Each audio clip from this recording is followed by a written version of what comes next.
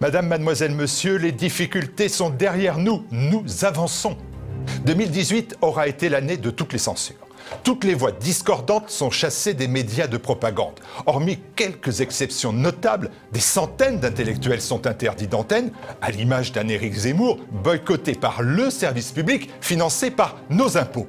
Toutes les oppositions au camp prétendument progressiste vanté par Emmanuel Macron sont malmenées, maltraitées, et tout particulièrement TV Liberté, que l'on a cherché à faire taire. Cédant à des pressions, YouTube a fermé fin juin toutes les chaînes de notre télévision. Le coup porté se voulait mortel. Il a été rude. Dans cette épreuve, nous avons bénéficié de deux facteurs essentiels et déterminants. La cohésion des équipes de TVL et le prodigieux soutien de la communauté des téléspectateurs de TV Liberté. Une solidarité, une fraternité qui nous ont permis de déjouer la manœuvre. Grâce à un élan financier exemplaire, nous avons renforcé notre indépendance en protégeant dorénavant toutes nos émissions sur nos propres serveurs. Nous avons acquis une vraie autonomie. C'était devenu crucial. Et nous pouvons affirmer sans crainte que TV Liberté est à l'abri des mauvais coups et des coups bas. Nous possédons maintenant une parade automatique à la censure. Et c'est parce que nous sommes solides que nous avons repris notre marche en avant pour gagner la bataille de l'audience, mais surtout pour gagner le combat de l'influence. Nous pouvons à nouveau emprunter toutes les routes que constituent les plateformes vidéo, toutes sans exception. Le combat de l'influence, c'est comme un combat de boxe. On prend des coups, certes, mais on peut en donner en retour par la contestation, par la dissidence. Notre volonté n'est pas de battre l'adversaire au poing, mais par chaos, et nous nous en donnons les moyens. Les voici. Première évolution importante, la refonte de notre site internet tvliberté.com. Il ne s'agit pas d'un simple peinturlurage, mais d'une transformation de taille pour une meilleure ergonomie, un meilleur confort de navigation pour les internautes, un ensemble plus moderne et plus esthétique. Là encore, nous avançons et nous franchissons même une étape dans la professionnalisation de la chaîne. Autre nouveauté de fond qui correspond aussi à un grand bond en avant, la création d'un fil d'actualité en continu sur tvliberté.com. En direct, vous allez pouvoir consulter l'actualité du moment, mais aussi les déclarations des personnalités politiques, les agendas culturels, les éphémérides, des images cachées par la presse partisane, des scoops.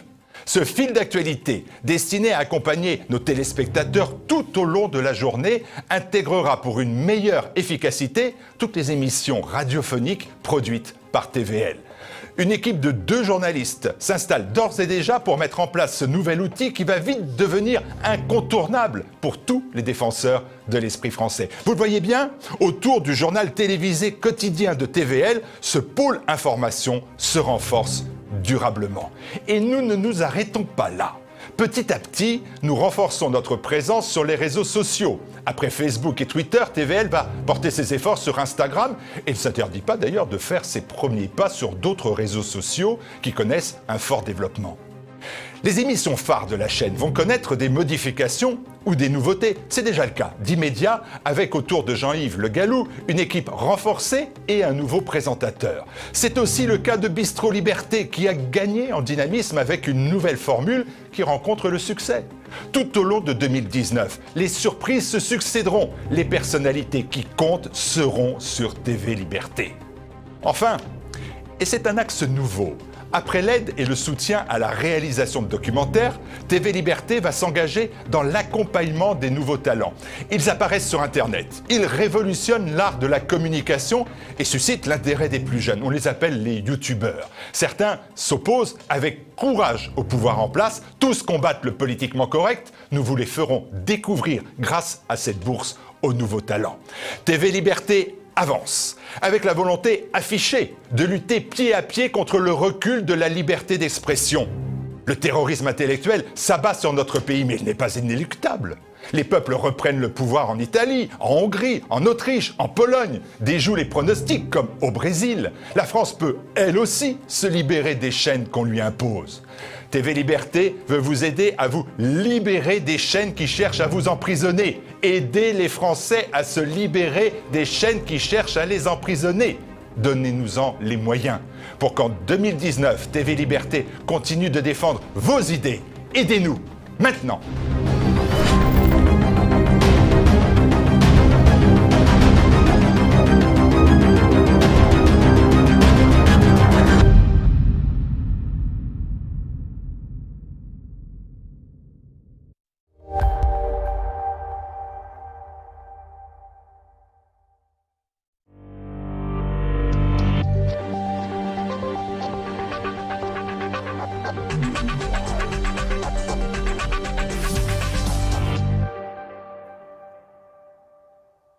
Bonjour à tous, bienvenue dans ce nouveau numéro du Samedi Politique. Au programme, on va parler d'écologie sur fond de révolte des Gilets jaunes.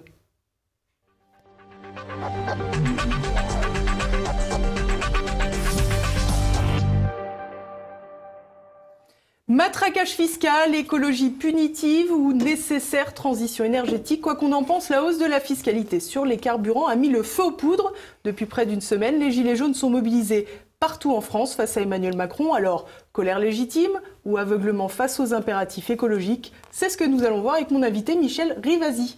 Bonjour madame, merci d'être avec nous. Bonjour. Alors pour vous présenter, vous êtes député européen Europe Écologie, vous êtes spécialiste des questions environnementales, vous êtes agrégé de sciences naturelles et vous avez également écrit avec Serge Rader, qu'on connaît bien à TV Liberté, mais également Marie-Odile Berthelat-Geffroy, le racket des laboratoires pharmaceutiques.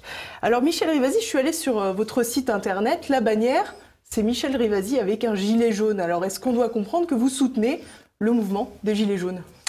Alors d'abord, cette bannière jaune, effectivement, c'était à Lyon par rapport à une manifestation contre le nucléaire. Donc vous voyez, c'était dans, c'était dans les années 2000. Donc ça n'a rien à voir avec le mouvement actuel. Alors, au sujet du mouvement actuel, c'est vrai qu'au niveau de l'écologie, on était pour la taxe carbone, parce qu'à l'heure actuelle, il faut vraiment sortir de l'addiction, si vous voulez, des énergies fossiles, dont l'essence et le gasoil. Et on était pour un aliment des deux. Mais je comprends en même temps, et je me suis arrêtée à plusieurs reprises, parce que dans la Drôme, il y avait à Cré, il y avait une mobilisation à Valence. Et j'ai discuté avec eux pour leur dire, il n'y a pas de... moi, je comprends cette détresse et cette souffrance, parce que les gens qui étaient là, il y avait beaucoup de femmes le samedi-dimanche, beaucoup de retraités, par l'augmentation de la CSG, par le fait qu'elles se disent « mais comment je vais faire pour me déplacer pour moi, je suis à 20 € près ». Et on sent vraiment un peu tous ces gens qui sont en zone rurale, où les services publics n'existent plus. Et c'est un peu ce que vous avez dit, c'est un peu la goutte d'eau qui a fait déborder le vase. Ils se sont dit, en plus, être taxés sur l'essence, c'est pour beaucoup de gens, c'est un symbole de mobilité, de liberté. Et en même temps, les mesures du gouvernement ne sont pas suffisantes parce qu'on leur dit 4 000 €, mais avec 4 000 €, on ne peut pas acheter une voiture, surtout on parle de voitures électriques ou de voitures hybrides. D'abord, il faut les acheter d'occasion, et puis là, les occasions pour la louer, vous voyez, c'est quand même pas tout à fait dans leurs moyens. Et je trouve qu'il y a une espèce de non prise en compte de ce gouvernement qui résonne toujours du haut vers le bas, et que là, il aurait fallu, en fonction de ces taxes, qui sont tout à fait justes, parce qu'il faut quand même défendre notre génération et les générations futures par rapport à la pollution de l'air. On parle de 48 000 morts prématurés en France. Il y a énormément d'enfants qui sont touchés.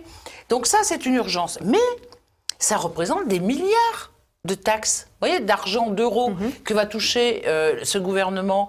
Alors c'est dans le budget, il y a seulement 19% qui sont réservés à la transition énergétique. Ben, moi je dis, il faut rendre 1 € au niveau des gens qui sont justement, qui n'ont pas le choix, où il n'y a pas de service public, où il n'y a pas de transport collectif. Et ces gens-là, s'ils doivent travailler, et si ils ont un salaire très bas, eh bien il faut les aider, c'est ça. Ce à quoi, si on leur avait dit, on va vous donner un chèque énergie en fonction de vos revenus et en fonction du fait qu'il n'y a pas de moyens alternatifs, et puis il faut taxer tout le monde. Il faut taxer l'avion. Comment se fait-il qu'en France, on ne taxe pas l'avion? Alors, vous me direz, dans le monde, ce n'est pas taxé le kérosène. Mais on peut très bien le faire sur le plan d'un pays. Il faut taxer aussi tout ce qui est bateau de croisière, parce que là aussi, il n'y a pas de taxation. On a vu une carte d'ailleurs circuler avec tous les bateaux et les supertankers qui Et puis moi, j'avais envie de dire au gouvernement, mais quel exemple vous donnez? Comment se fait-il que M. Macron, lorsqu'il est allé à Bruxelles il y a quelques jours, il prend un avion privé? Il ne peut pas prendre le Thalys? Vous voyez, c'est 1h15. Donc, je trouve qu'il y a... Vraiment, c'est un gouvernement qui ne sait pas parler à son peuple.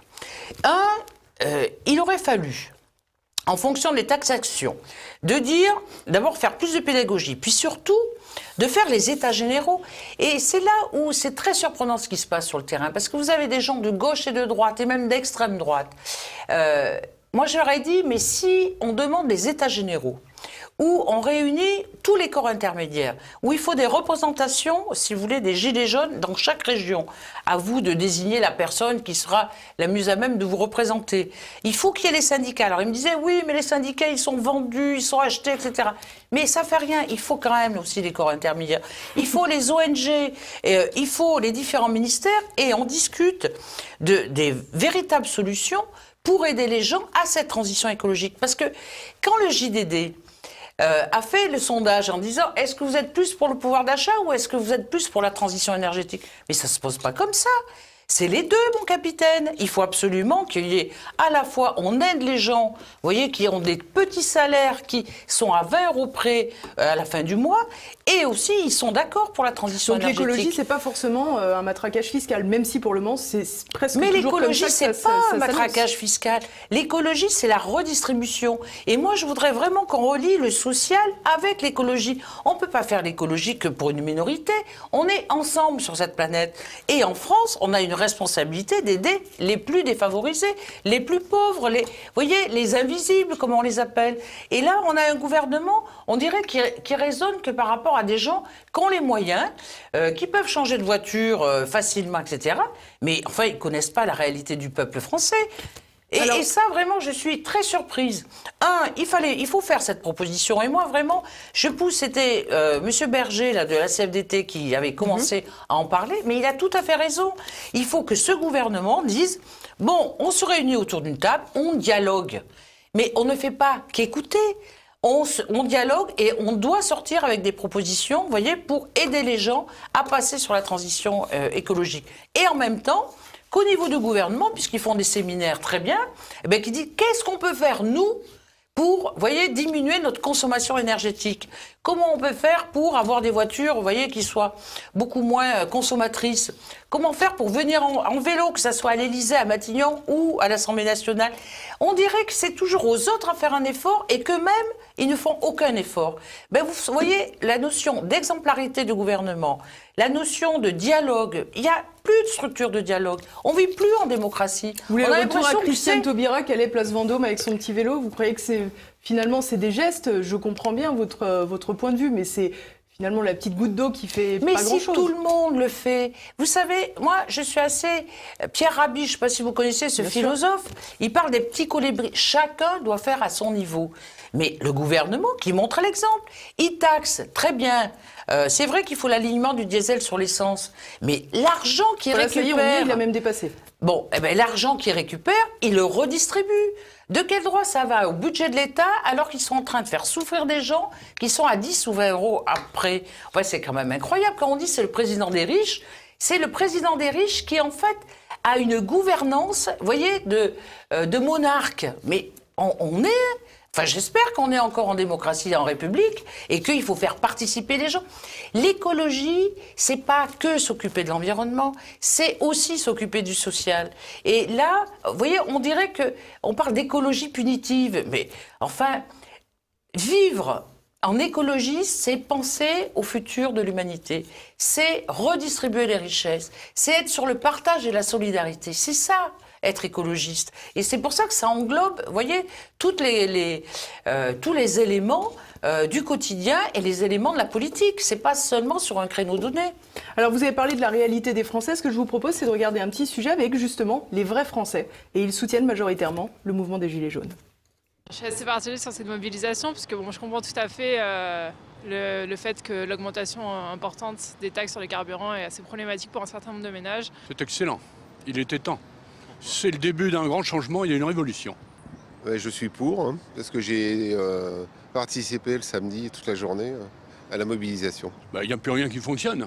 Je comprends le ras-le-bol d'une population qui en a assez, notamment d'être toujours en effet taxée et qui accentue cette impression d'injustice finalement, d'injustice.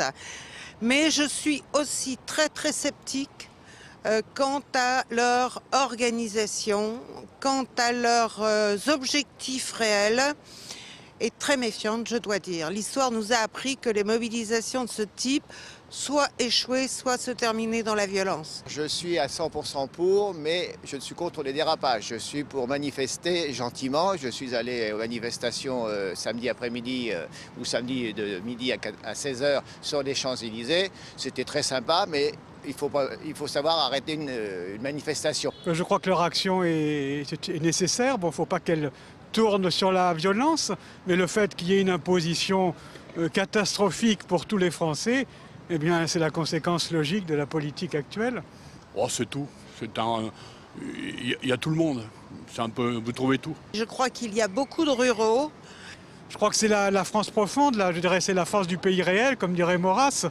Et ça regroupe toutes les catégories, parce qu'il peut y avoir, c'est vraiment les catégories comme les agriculteurs qui souffrent effectivement avec le problème des transports, avec leurs véhicules qu'ils sont obligés d'avoir, mais il peut y avoir aussi toute la classe moyenne. On a des personnes sympathisantes avec l'extrême droite, on a des citoyens ordinaires, on a un peu de tout. C'est un profil totalement atypique, on ne sait pas. Que devrait faire Emmanuel Macron ? Je crois qu'il devrait expliquer, refaire complètement une réforme fiscale. Il doit ressentir ce qui se passe, mais il ne le fera pas, il osé, il est dans son palais. Hein. Je ferai un peu excessif, hein. C'est Emmanuel Ier, hein. Bon, Sa Majesté a décidé. L'absurdité, on va taxer même l'essence ou le gazole, alors que le kérosène pour les avions qui polluent beaucoup plus n'est pas taxé. On n'a pas taxé les camions qui polluaient sur les autoroutes, alors qu'on sait que c'est eux qui polluent plus, mais on taxe le petit. Bon, on a guillotiné Louis XVI, on pourrait peut-être le guillotiner. Alors Michel Rivasi, j'aimerais revenir sur un propos qui a été tenu dans ce micro-trottoir, on taxe les petits. Alors c'est vrai qu'on a le sentiment que finalement c'est cette France rurale, cette France périphérique qui souffre déjà au quotidien, qui va encore ramasser les pots cassés, alors que d'autres réformes écologiques, environnementales, ont été, elles, repoussées. Évidemment, on pense notamment à l'interdiction du glyphosate, alors qu'Emmanuel Macron avait fait de retentissantes déclarations. Alors, ce que je retiens quand même, c'est ce sentiment d'injustice. Vous voyez, ça touche toutes les classes de la société, et notamment, c'est vrai, les plus démunis, tous ces gens qui se sentent exclus, qui habitent les zones rurales où il n'y a pas de choix, alors qu'en ville, on a quand même le choix de se déplacer différemment. D'abord, moi, c'est ce que je retiens de ça. Et quand il y a une personne qui dit « mais le problème, c'est la violence, tout ça », c'est pour ça que cette idée de pousser à des états généraux, qui est des décentralisations d'ailleurs, oui, mais il faut des actes et il faut un dialogue avec les gens. Le dialogue a été rompu. Vous voyez, il y a ce sentiment que c'est un monarque, qu'il ne pense qu'au niveau d'une élite, et ça, c'est pas possible. La France, c'est pas une entreprise. Il n'y a pas que les premiers de cordée. Il y a tous les gens qui sont là. Il y a des gens, des handicapés, des gens démunis, des étudiants. Et quand on parle de taxer les plus pauvres, parce que les gens ont très mal ressenti, lorsqu'il y a eu une diminution, vous savez, au niveau des APL, que la CSG des personnes retraitées, je l'ai entendu, moi, quand je me suis arrêtée pour discuter avec eux, eux, ça les pénalise de façon incroyable. Et ils voient qu'en haut, ils ne sont pas pénalisés. Vous voyez, que ce soit l'impôt sur la fortune, que ce soit les gens qui utilisent l'avion et ce n'est pas taxé, que ce soit les gens... Et puis, la position des agriculteurs, alors vous me parliez du glyphosate, mais vous voyez qu'il avait promis l'interdiction. Or là, on s'aperçoit que cette année, il y a eu encore une augmentation de l'utilisation des pesticides, que les agriculteurs, vous savez que la première cause de mort des agriculteurs, c'est le cancer, donc c'est certainement dû à l'utilisation de tous ces pesticides, et que vis-à-vis des consommateurs, vous voyez qu'on a une épidémie de cancer, d'obésité, de diabète, de problèmes de malformation, et là, on ne l'interdit pas parce qu'il y a les lobbies.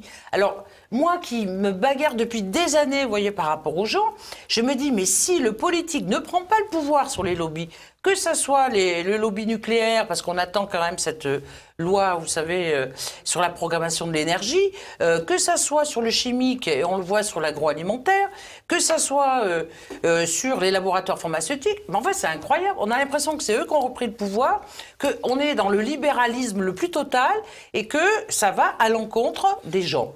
Et notamment des plus démunis. Et ça, je trouve ça inadmissible. Parce que quand on est président de la République, on a un peuple, on a une nation, avec une différenciation très large. On doit toujours aider le plus pauvre. Alors moi j'ai une question un peu désagréable, Michel Rivasi. Finalement, on n'a pas arrêté d'expliquer qu'Emmanuel Macron était un peu sur son nuage, au-dessus de tout le monde sans se rendre compte de la réalité. En même temps, ces derniers jours, on a très peu entendu les écologistes dans cette affaire de gilets jaunes. Et on se rend compte que c'est surtout la France rurale qui est mobilisée. Du coup, on a un peu cette impression que les écologistes sont aussi un peu hors sol, qu'ils sont un peu aussi citadins et qu'eux aussi ne sont plus vraiment les porte-parole de cette France silencieuse qui souffre, y compris de l'écologie. Détrompez-vous, il y a beaucoup d'écologistes qui sont allés discuter avec les Gilets jaunes. Moi, si je prends mon exemple personnel, je me suis arrêtée à plusieurs reprises, je leur ai expliqué ma position, mais je comprends leur position aussi. Et d'ailleurs, les témoignages, quand vous avez fait ce trottoir-là, c'est exactement ça, les gens comprennent cette détresse. Et puis en même temps, ils sont très anxieux vis-à-vis du futur. Donc les écologistes, ils sont dans ce monde-là. Sauf que pendant très longtemps, on ne les a pas entendus. Et lorsqu'ils disaient, arrêtons avec les énergies fossiles, développons les énergies renouvelables, faisons la rénovation de l'habitat, parce que là, les gens vont moins dépenser, et en même temps, ça sera mieux pour la pollution de l'air, et ça sera mieux pour diminuer les gaz à effet de serre.